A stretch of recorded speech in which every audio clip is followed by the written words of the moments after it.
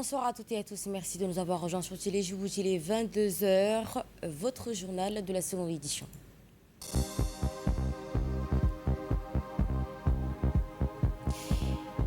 Le ministère de l'économie et des finances ainsi que les Nations Unies ont tenu des échanges consacrés au renforcement de leur partenariat stratégique. Discussions qui auront porté sur les priorités de développement des mécanismes de coopération. Coup d'envoi des examens dans les centres de la capitale et dans les 5 régions de l'intérieur. Et en nouvelle du monde, les perturbations dans le détroit d'Ormuz impactent fortement l'économie du sud des pays. Bonsoir à toutes et à tous et merci de nous avoir rejoints sur Télé Djibouti. Nomination à la médiation de la République, une nouvelle étape dans le renforcement des institutions par décret présidentiel. Le président de la République, son Excellence Ismaël Omar Guelleh, a procédé à la nomination du médiateur de la République dans le cadre de l'organisation du renforcement des institutions de la République. Ainsi, au terme du décret numéro de l'année 2026, numéro 99, M. Qassim Haroun Ali est nommé médiateur de la République. Cette nomination qui s'inscrit dans la continuité des efforts visant à consolider les mécanismes de dialogue, de médiation, de proximité entre l'administration et les citoyens. Dans l'hémicycle à présent, une conférence des présidents fixant ainsi l'agenda législative de la première session ordinaire de cette année 2026. Dans le cadre des récentes actualités des institutions marquées notamment par la nomination du nouveau garde des Sceaux, l'avis parlementaire s'est ainsi présenté ce 31 mai 2026 avec la tenue des conférences des présidents de l'Assemblée nationale sous la présidence de Dileta Mohamed Dileta, président de l'Assemblée nationale. Cette réunion s'est tenue conformément à l'article 21 du règlement intérieur de l'institution.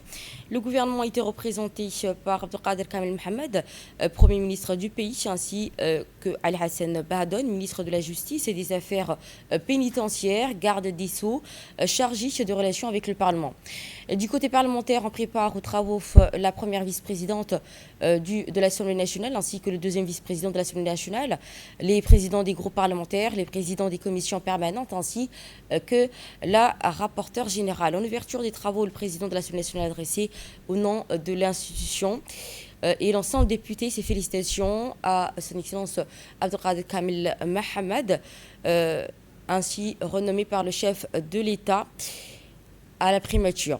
Il a également formulé ses vœux de succès à M. Ali Hassan Bahadon dans ses nouvelles fonctions, en particulier dans le renforcement des relations entre le gouvernement et le Parlement. La conférence a ensuite examiné les points inscrits à l'ordre du jour. Elles ont procédé à la transmission de 18 projets de textes aux commissions compétentes, dont 17 projets loi relatifs aux comptes financiers envoyés à la commission des finances, ainsi qu'un projet relatif au statut des artistes transmis à la commission des lois élargie à la commission des affaires sociales pour examen.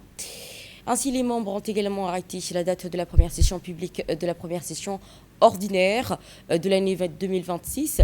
À l'issue des échanges, la conférence des présidents a adopté le programme permanent fixant ainsi la prochaine séance plénière au mercredi 3 juin 2026. Cette réunion marque également donc une étape importante de la structuration de l'agenda législatif, traduisant la continuité du travail parlementaire et la coordination entre les pouvoirs exécutifs et législatifs. La République Djibouti et le PNUD consolident leur partenariat stratégique autour du développement durable et de la coopération sud-sud. Dans le cadre du renforcement continu des relations de coopération entre la République et le programme des Nations Unies pour le développement, le PNUD, Dr Abdallah Al-Dariri, secrétaire général adjoint des Nations Unies, administrateur assistant et directeur du bureau régional pour les États arabes, a effectué une visite de travail de plusieurs jours dans le pays. Ce matin, le ministre de l'économie et des finances chargé de l'industrie, Ilyass Moussa Douala, a reçu le haut responsable onusien lors d'une réunion de travail consacrée à l'examen des priorités communes et au renforcement des partenariats entre Djibouti et le PNUD. Les échanges ont mis en évidence la solidité et la diversité de cette coopération. Le ministère de l'économie et des finances occupe un rôle central dans plusieurs initiatives majeures soutenues par le PNUD ces dernières années. Parmi celles-ci figurent l'initiative Rising Djibouti, le plan national de développement ainsi que troisième génération ADEC, la SDG, Investor, MAP, le cadre de financement national intégré et le projet de transparence et de redevabilité en collaboration avec l'inspection générale des finances, le programme taxation du développement durable ainsi que les émissions obligatoires vertes.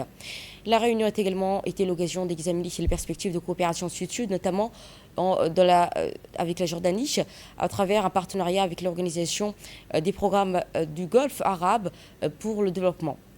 Dans cette optique, le ministre a exprimé l'intérêt de Djibouti pour le développement de cette initiative en s'inspirant notamment de l'expérience réussie de la zone économique spéciale de la mer Morte, reconnue pour son impact sur le développement économique régional. Les deux parties ont convenu de la nécessité de conduire une étude de faisabilité approfondie pour structurer ce partenariat ainsi que programmer une mission technique d'échange. Et dans son allocution, le ministre des Finances et de l'Industrie indique: nous avons aujourd'hui le plaisir d'accueillir à Djibouti notre ami le docteur Abdellah Dardari, secrétaire adjoint des Nations Unies, dans le cadre d'une visite de travail qui témoigne l'excellente relation de coopération entre nos deux pays et les Nations Unies.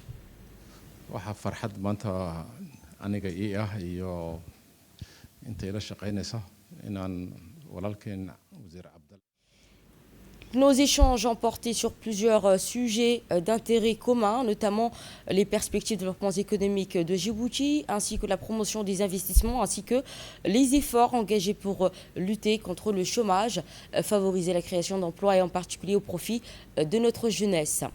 Cette rencontre a également permis de réaffirmer notre engagement commun en faveur d'une croissance inclusive durable et résiliente, capable de répondre aux aspirations de nos populations et d'accompagner la transformation économique de notre pays. Le ministre a par ailleurs salué l'appui constant des Nations Unies au programme de développement de Djibouti et réaffirmant ainsi la détermination du gouvernement à poursuivre les efforts économiques visant à renforcer la compétitivité, l'attractivité et la résilience de l'économie nationale. Dans le prolongement de ces échanges engagés avec les Nations Unies et dans une volonté commune d'anticiper les défis de demain, une réunion stratégique consacrée au projet d'avenir pour le développement de la République Djibouti s'est tenue cet après-midi à l'hôtel Djibouti Palace Kempinski, présidé par le ministre des Finances et de l'Industrie, Ilyass Moussa Douala. Cette rencontre qui s'est déroulée en collaboration avec le docteur Abdellah Al-Dariri, secrétaire général adjoint des Nations Unies, administrateur assistant du PNUD et directeur des bureaux régionaux des États arabes. À l'issue du déjeuner de travail, les participants ont examiné les perspectives de coopération ainsi que les initiatives stratégiques susceptibles d'accompagner la transformation économique et sociale de Djibouti conformément aux priorités nationales de développement durable et aux ambitions du pays en matière de croissance inclusive. La réunion a rassemblé plusieurs membres du gouvernement, parmi lesquels Omar Abdi Serine, ministre de l'Intérieur, Mme Hana Farah Soui, ministre de la Femme et de la Famille, Mme Bouloufa Ismail Abdo, ministre des Affaires sociales et de Solidarité, Mme Fardoussa Moussaïgué, ministre de la Jeunesse et de la Culture, ainsi que Safia Mohamed Ali Gadile, ministre délégué chargé de l'économie numérique et de l'innovation. Les échanges ont porté sur l'identification des projets structurants à fort impact et le renforcement des mécanismes de financement de développement et l'accélération des initiatives favorisant l'emploi, l'innovation, l'inclusion sociale et la résilience économique. L'actualité nationale de cette soirée a été également marquée par le lancement d'un autre examen de cette journée du calendrier institutionnel éducatif. 11 433 candidats engagés dans les épreuves du BEF de cette année 2026, placés sous l'organisation stricte et surveillée. Les épreuves du brevet d'études fondamentales, session 2026, ont débuté ce matin sur l'ensemble du territoire national, mobilisant ainsi les élèves du 9e année, ainsi que les centres d'examen de la capitale et des 5 régions de l'intérieur. Cette année, 11 433 candidats prennent part aux épreuves écrites, marquant ainsi une étape décisive de ce parcours scolaire. Dès les premières heures de la matinée, les centres d'examen sous l'œil avisé du ministre de l'Éducation nationale, qui a mené des inspections dans les bureaux d'examen. Ainsi, les candidats ont entamé les premières épreuves portant notamment sur les mathématiques et le français, sous la supervision des équipes pédagogiques et administratives mobilisées à l'occasion. Dans le cadre du suivi du bon déroulement des examens, le ministre de l'Éducation nationale et de la formation professionnelle, Mostafa Mohamed Hamoud, à la tête d'une importante délégation, a effectué cette tournée de terrain dans plusieurs centres d'examen de la capitale afin de constater les bonnes conditions d'organisation des épreuves. La visite a débuté au collège de Tfikizawa où les ministres et sa délégation ont été accueillis par le responsable de l'établissement. Ils ont ensuite parcouru les salles d'examen ainsi que le secrétariat, afin de s'assurer de toutes les conditions matérielles organisationnelles soient réunies.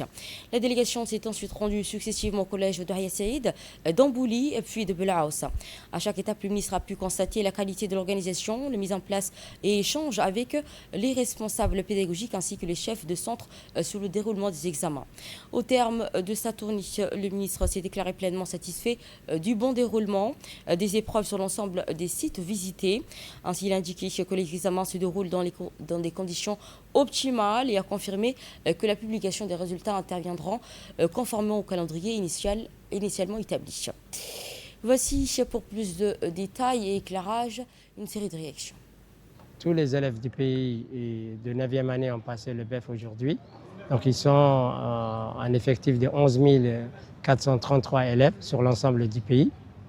Donc Son Excellence le ministre aujourd'hui a effectué une tournée dans plusieurs établissements de la capitale. Les enseignants étaient là, les surveillants étaient là, les élèves ont passé dans de bonnes conditions. Ce qu'on a constaté et dans tous les centres aussi, le retour que nous a été fait aussi, c'est un très bon retour. Donc je profite ici aussi pour remercier l'ensemble des enseignants qui surveillent et qui bientôt vont corriger ces épreuves. Donc pour leur participation, pour leur présence, pour leur engagement. Ce sont eux aussi qui ont préparé les élèves durant toute l'année. Donc nous remercions les enseignants, les chefs d'établissement et l'ensemble des personnels qui permettent que ces examens se déroulent dans de très bonnes conditions. La ministre de la Femme et de la Famille en visite de prise de contact au centre CASAF. Dans le cadre de ses premières visites de terrain depuis sa prise de fonction, la ministre de la Femme et de la Famille a effectué aujourd'hui une visite officielle au centre CASAF, témoignant ainsi de sa volonté d'être à l'écoute des structures œuvrant au quotidien en faveur de l'autonomisation des femmes et du renforcement des cellules familiales. À son arrivée ici, la ministre a été chaleureusement accueillie par la directrice du centre ainsi que par l'ensemble du personnel. Cette rencontre a constitué une occasion privilégiée pour découvrir les missions du CASAF, s'informer sur les activités menées et échanger avec les équipes sur les principaux défis auxquels le centre fait face. Au cours des échanges, la ministre a souligné le rôle essentiel que joue le centre CASAF dans l'accompagnement et l'autonomisation des femmes ainsi que dans la promotion de leur insertion économique et sociale. Elle a réaffirmé l'engagement du gouvernement à soutenir les initiatives qui contribuent à renforcer l'autonomie, la dignité et l'épanouissement des femmes au sein de la société djiboutienne. Cette visite s'est poursuivie par une tournée des différents services du centre permettant à la ministre de mieux appréhender les activités mises en œuvre au profit des bénéficiaires. Elle a également pris le temps d'échanger avec plusieurs femmes accompagnées par le CASAF qui ont partagé leur expérience, leur parcours et les opportunités que le centre leur a offert et les conditions de vie depuis le centre. Cette première prise de contact a permis de mettre en lumière le travail remarquable accompli par les équipes du CASAF et réaffirmer la volonté commune de poursuivre les efforts en faveur de l'autonomisation des femmes et du développement social. Dans le cadre de sa tournée de prise de contact avec les structures relevant de son département, le ministre de la Communication chargé des Postes et Télécommunications, Mohamed Abdelkader Moussahilim, a effectué ce matin une visite officielle à la radio-télévision de Djibouti. Le nouveau ministre de la Communication chargé des Postes et des Télécommunications, Mohamed Abdelkader Moussahilim, a effectué ce matin sa première visite officielle à la radiodiffusion télévision de Djibouti. Une étape dans une tournée plus large, celle d'un ministre qui veut voir, toucher, mesurer ce qu'il hérite. À l'entrée de la RTD, le directeur général, Aden Abdi Djamar, l'attendait. Derrière lui, tout le personnel. Pas une délégation symbolique, tout le monde. Les journalistes, les animateurs, les techniciens, les administratifs, les agents de soutien. Une maison entière mobilisée. Les applaudissements ont claqué, des chants ont retenti. On sentait quelque chose de sincère dans cet accueil. Ni protocole froid, ni enthousiasme forcé. Juste une équipe qui fait le boulot depuis longtemps et qui regarde arriver son ministre avec curiosité et espoir mêlé. La visite a débuté là où tout commence et tout finit, le studio de diffusion. Le directeur technique a ouvert les portes des régies, expliqué les systèmes de contrôle, de production et de transmission. Ces machines discrètes qui, chaque jour, sans défaillir, portent la voix du service public jusqu'aux téléviseurs djiboutiens. Le ministre a regardé, posé des questions. Il a compris que derrière un journal télévisé, il y a une chaîne humaine et technique d'une précision d'horloger. Direction ensuite le studio de production. Le chef du service SPA a déroulé le processus dans son entier, de l'idée brute à l'émission diffusée.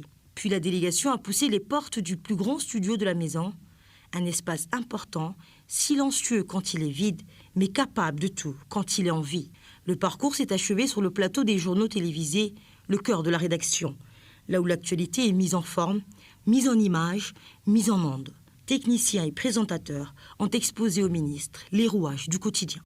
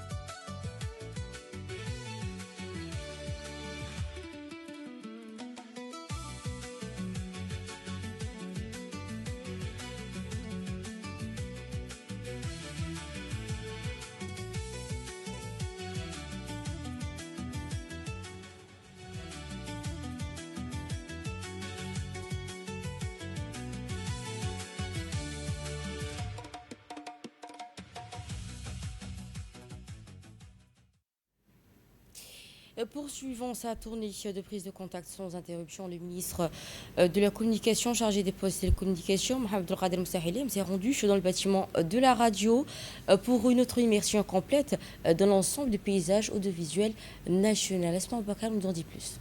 Pas marqué de pause. Dans la foulée de sa visite à la RTD, le nouveau ministre de la Communication, Mohamed Abdelkader Moussahilim, a poussé les portes de la radio de Djibouti. Même élan, même méthode, voir les lieux, rencontrer les équipes, comprendre la machine de l'intérieur. Les responsables attendaient, entourés des équipes techniques et administratives. La visite a commencé par l'essentiel, ce que fait la radio, ce qu'elle représente. Principal média radiophonique du pays, elle tient un rôle que rien n'est venu remplacer. Informer, éduquer, sensibiliser chaque jour sur l'ensemble du territoire. Le ministre a ensuite pénétré dans les studios de diffusion en direct, là où le temps réel ne pardonne pas. Les responsables ont expliqué la mécanique des programmes, la gestion des émissions à l'antenne, les dispositifs techniques qui garantissent une diffusion continue, sans accroc, sans silence involontaire, une infrastructure modeste en apparence, exigeante en réalité.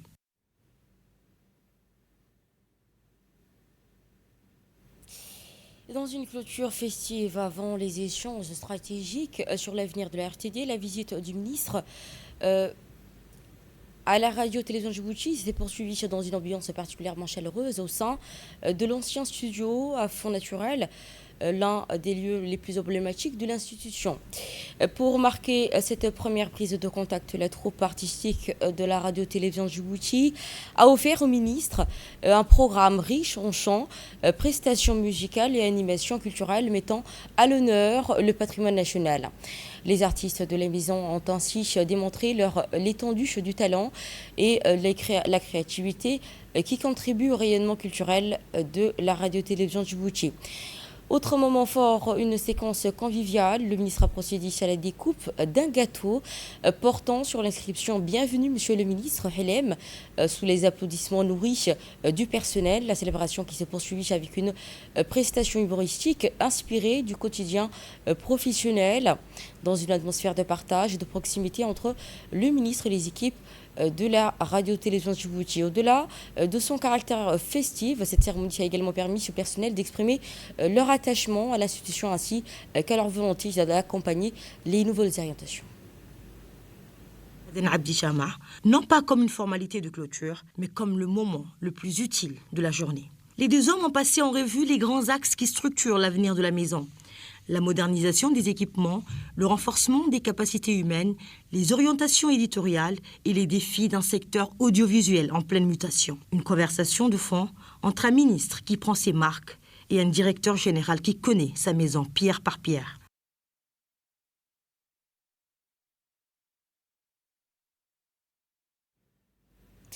Et lors de cette visite, le ministre s'est confié à notre micro.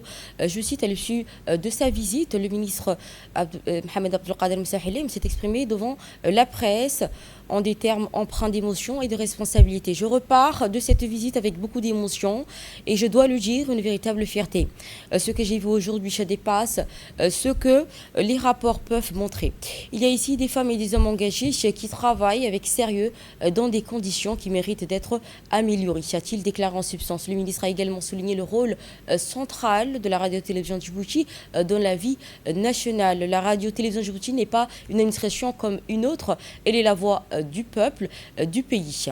Elle porte également l'information, la culture et l'identité nationale jusqu'au dernier foyer de la nation. Autre prise de contact, le ministre du Commerce et du Tourisme, à l'écoute des structures sous tutelle, visite de prise de contact à l'agence djiboutienne des normes. Dans le cadre d'une tournée de prise de contact avec les établissements relevant son département, le ministre du Commerce et du Tourisme, Orbis Helem Borbis, a effectué ce dimanche 31 mai 2026 une visite officielle à l'agence djiboutienne des normes, affirmant ainsi sa volonté de s'imprégner des réalités du terrain et renforcer une collaboration avec les institutions placées sous sa tutelle. À son arrivée, le ministre a été chaleureusement accueilli par le directeur général de l'agence des normes, Awal Asman, entouré des responsables et cadres de l'institution. Cette visite a permis au ministre de mieux appréhender les missions et les activités de l'ADN, ainsi que les résultats obtenus dans les domaines de la normalisation, de la qualité, de la certification, du contrôle des conformités. Il a également pris connaissance des principaux défis auxquels l'agence est confrontée dans l'exercice de leurs responsabilités. Au cours des échanges, le directeur de l'ADN a présenté des projets en cours ainsi que les perspectives de développement de l'institution ainsi que les actions engagées pour renforcer les compétitivités des produits et services nationaux. Il a également mis en avant le rôle stratégique de l'agence dans l'amélioration de la qualité, la protection des consommateurs et le soutien au développement économique du pays. Le ministre a salué le travail accompli par les équipes de l'ADN ainsi que leur engagement et les services et objectifs nationaux du développement. Il réaffirme ainsi également sa disponibilité de son département tout entier à accompagner l'agence dans la mise en œuvre de ses programmes et les réalisations à venir. Cette visite qui s'est inscrite dans une démarche de gouvernance de proximité fondée sur l'écoute, le dialogue et l'efficacité. Elle témoigne également de la volonté du ministre à renforcer une synergie entre les différentes structures afin de consolider leur contribution à la croissance économique et à l'amélioration de la qualité des services offerts aux citoyens. Autre prise de contact de cette édition, la secrétaire chargée des sports a mené une tournée d'inspection des infrastructures sportives nationales. Et dans le cadre d'une suivi des infrastructures et du renforcement de la gouvernance du secteur, la secrétaire d'État chargée au sport, Mme Fatouma Ali Abdellah, a effectué une visite de terrain au sein des principaux sites sportifs relevant de son département à travers l'Agence nationale de la promotion des sports, l'ANPS, chargée de la gestion et du développement des infrastructures sportives ainsi que la mise en œuvre des programmes du secteur. Cette visite s'est déroulée en présence du directeur général de l'ANPS, M. Mohamed Ali Mohamed, ainsi que le conseiller technique, M. Mohamed Farah, ainsi que le secrétaire général du secrétariat d'État chargé au sport, Mme Khadija Ibrahim Idriss. La délégation a sillonné plusieurs infrastructures majeures, notamment le stade El-Hajj Hassan Gouled Abtidon, la piscine nationale, la direction des complexes sportifs ainsi que les structures dédiées à la formation et à la qualité professionnelle, à savoir l'Institut Rafahad. Et tout au long de la visite, la secrétaire d'État a procédé à un état des lieux détaillé des installations. Elle s'est informée sur le fonctionnement des structures, les dispositifs de gestion en place, l'état des équipes ainsi que les activités sportives et administration en cours. La tournée a également été marquée par des échanges directs avec les responsables et le personnel rencontrés sur les différents sites. Les discussions portées sur l'organisation du travail, le besoin exprimé ainsi que les conditions d'exploitation et de maintenance des infrastructures sportives. Cette visite s'inscrit dans une dynamique de suivi rapproché des établissements sportifs et de prise de contact avec les services placés sous la tutelle du secrétariat d'État chargé au sport en vue de renforcer leur efficacité et améliorer la qualité des infrastructures au service du développement du sport national.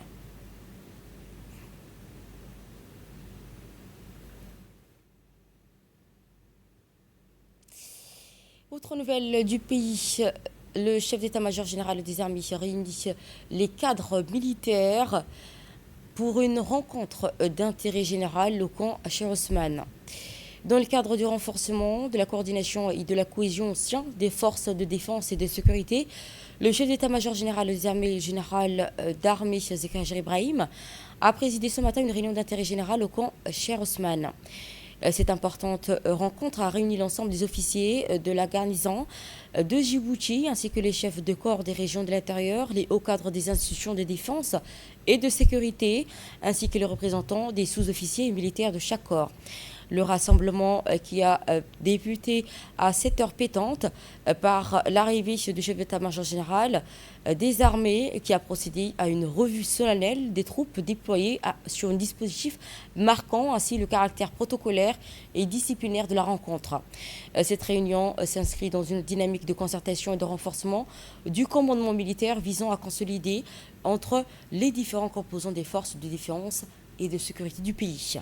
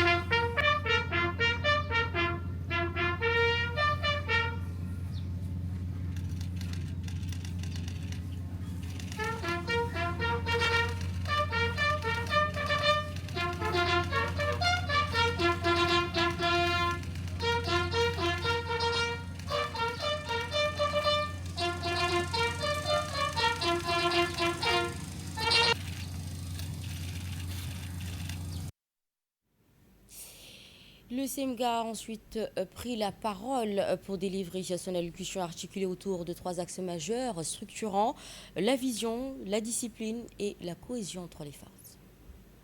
بسم الله الرحمن الرحيم الحمد لله رب العالمين الصلاة والسلام على رسول الله صلوات الله وسلامه عليه وعلى آله وصحبه أجمعين وبعد. Félicitations pour la sécurisation de l'Eid al-Adha. La fête de l'Eid al-Adha s'est déroulée sans aucun incident majeur, par la grâce de tout puissant.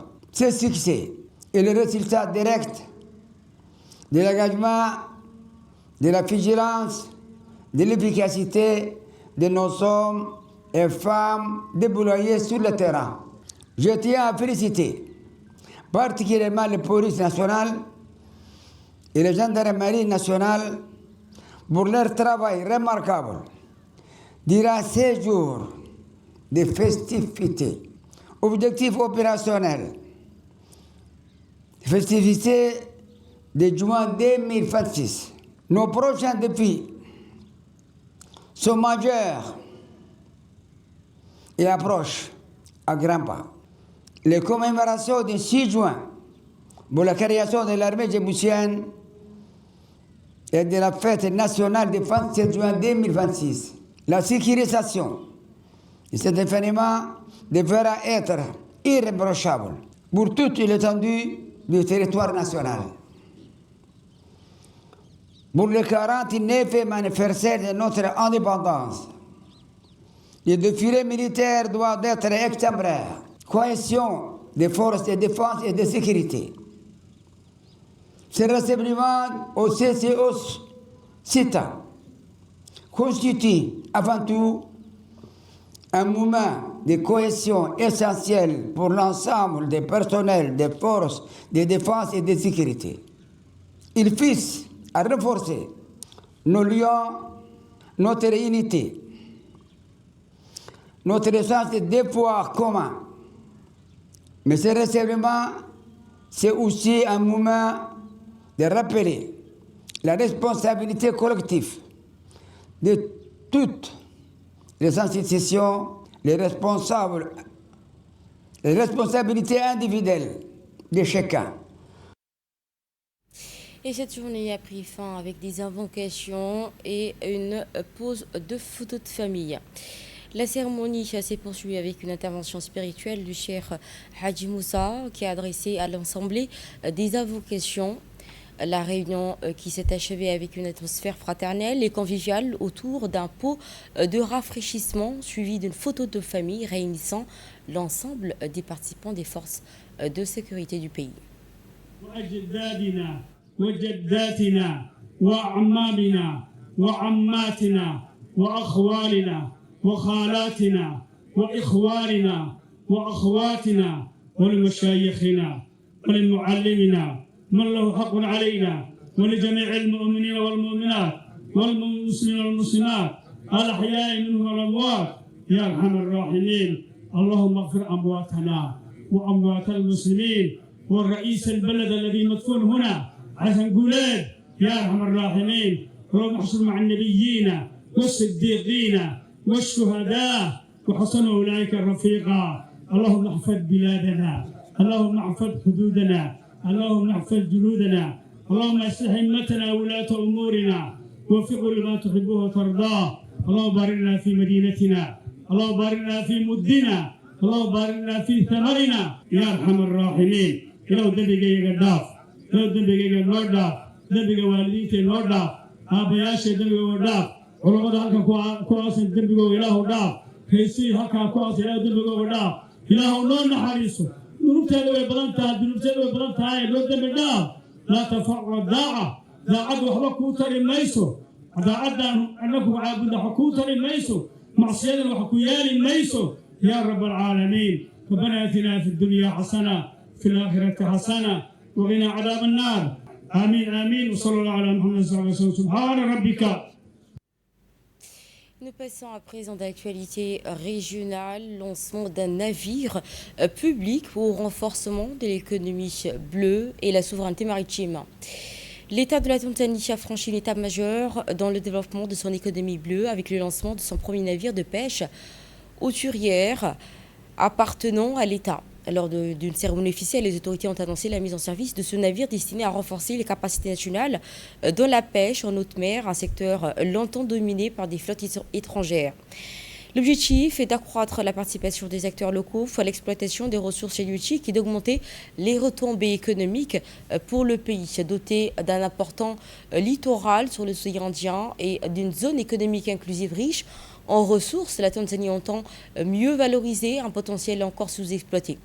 Le nouveau navire permettra d'intensifier la pêche en eau profonde, notamment pour les espèces à forte valeur commerciale destinées au marché national et international.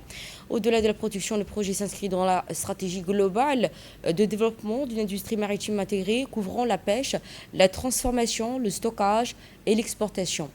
Les autorités misent également sur la création d'emplois, la formation des jeunes ainsi que le transfert des compétences. La BAD, la Banque africaine de développement, alerte sur le déficit du financement du commerce et appelle à des réformes structurelles. Asma Abakar nous en dit plus.